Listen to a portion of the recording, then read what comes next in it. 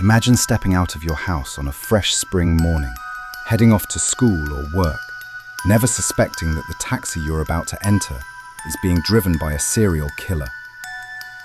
That's exactly what happened in the spring of 1976, when 9 men and women, all of different ages, vanished after accepting a ride from a seemingly ordinary driver.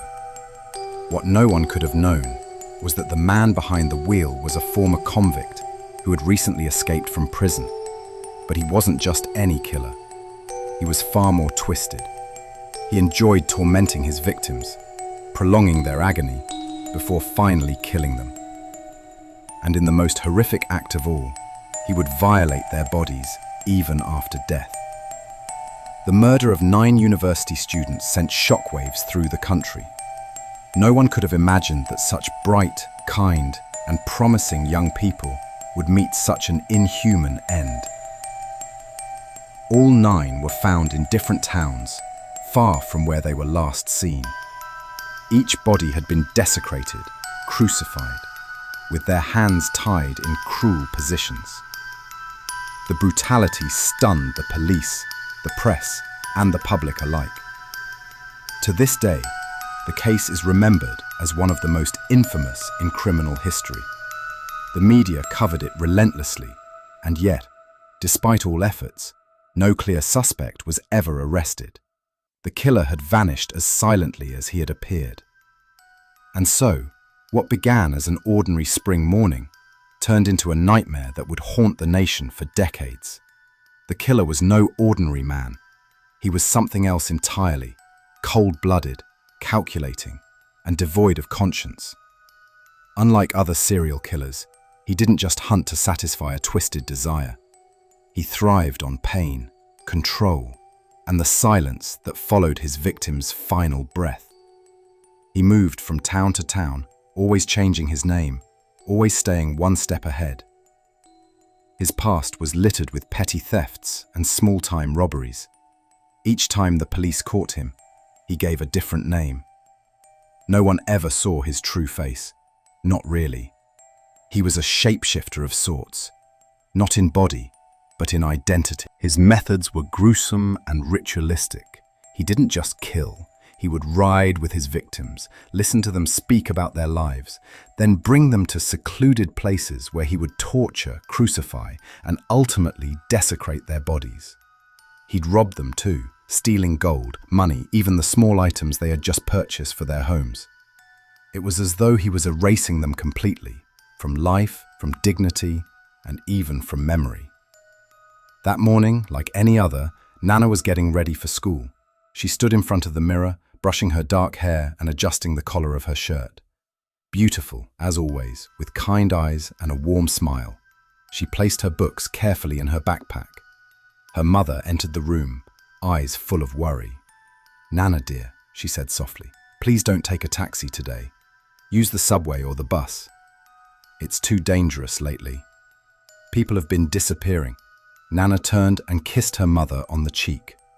"Don't worry, Mama," she said with a bright smile. "I'll be fine."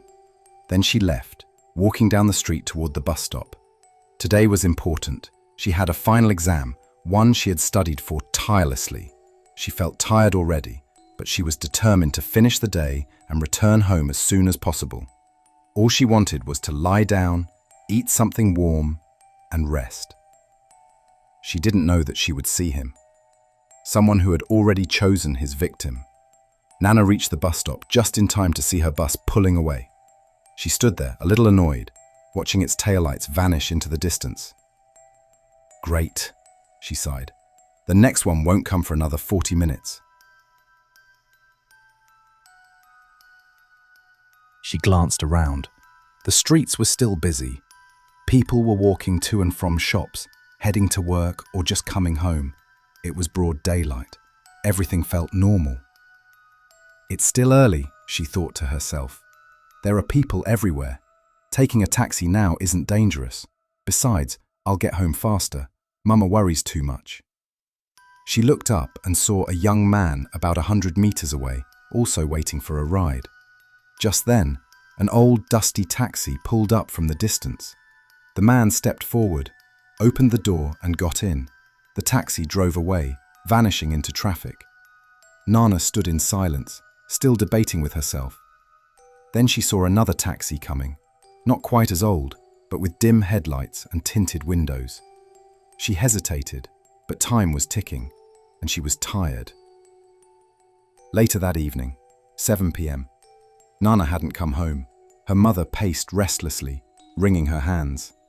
The clock on the wall ticked louder than usual. Each passing minute pulled her heart deeper into dread. Finally, she walked to her room and began changing into outdoor clothes. "Where are you going?" her husband asked, concerned. She looked at him with fear in her eyes. "Don't you see the time? Nana hasn't come back yet." He stood up immediately. "Okay, wait, I'll come with you." Just as he reached for his coat, the front door creaked open. Nana stood there in the doorway, her hair a bit messy, her face pale, but smiling softly. Her mother rushed to her and hugged her tightly. "You scared me, Nana. Why are you so late?" "I'm fine, Mama. The traffic was terrible and I had to walk part of the way home." "I'm sorry," she whispered, clearly exhausted. Her father exhaled heavily, placing a hand on his chest. Relief filled the room like fresh air after suffocating. 1 week later, late night. The television flickered in the living room. Nana sat, curled up on the couch, between her parents, watching the late-night local program, Crimes in Our City. The host's serious voice echoed through the room. In a shocking update, police have confirmed the discovery of another victim believed to be connected to the recent string of murders.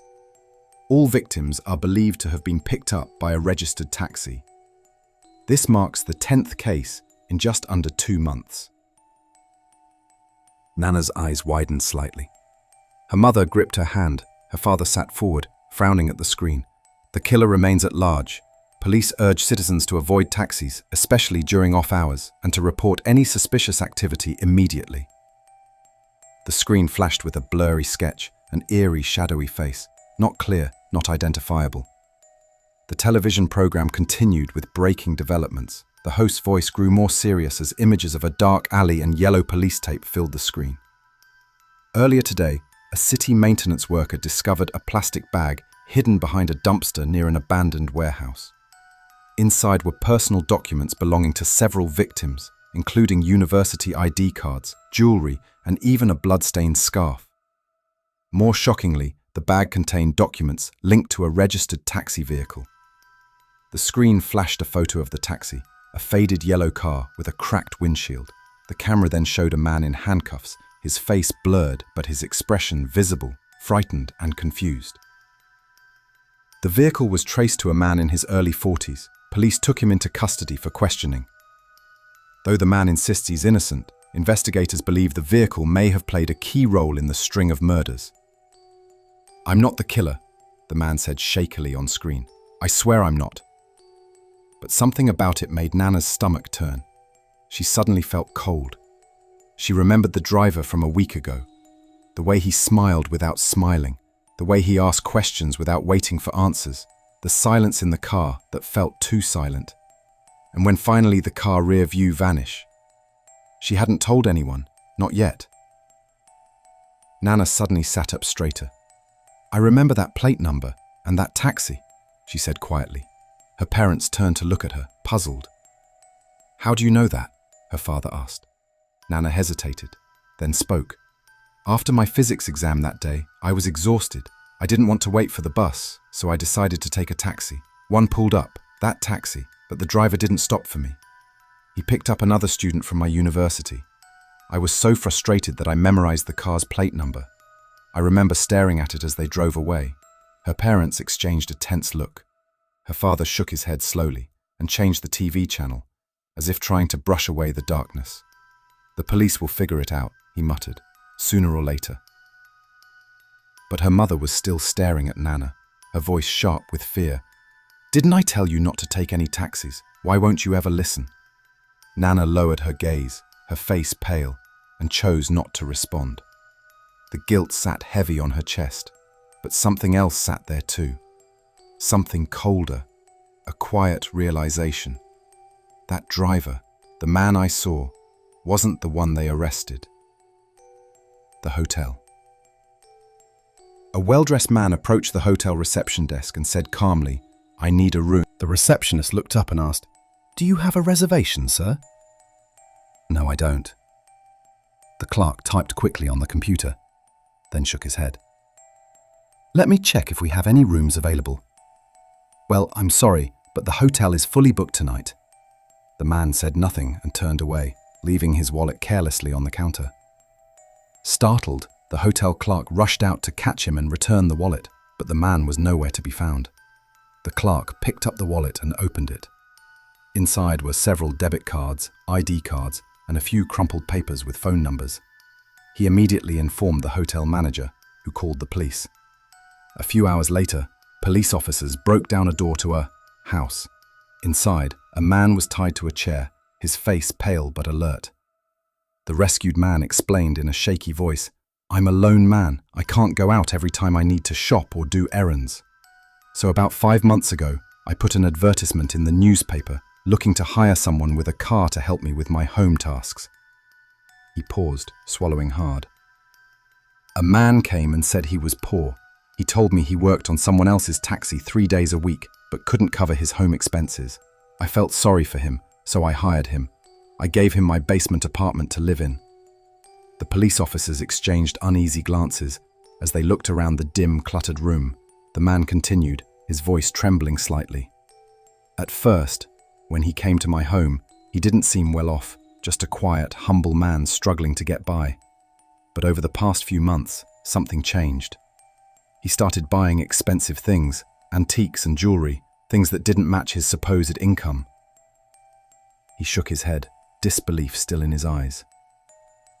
"2 nights ago, I saw a news report on TV. The same taxi was shown. At first, I didn't believe it. He looked like an old, harmless man. But when I confronted him about it, when I told him I had seen his taxi on the news, something in his face changed. His calm mask fell away, and I saw his true face." The man swallowed hard and continued, "Now, I'm certain he is the serial killer."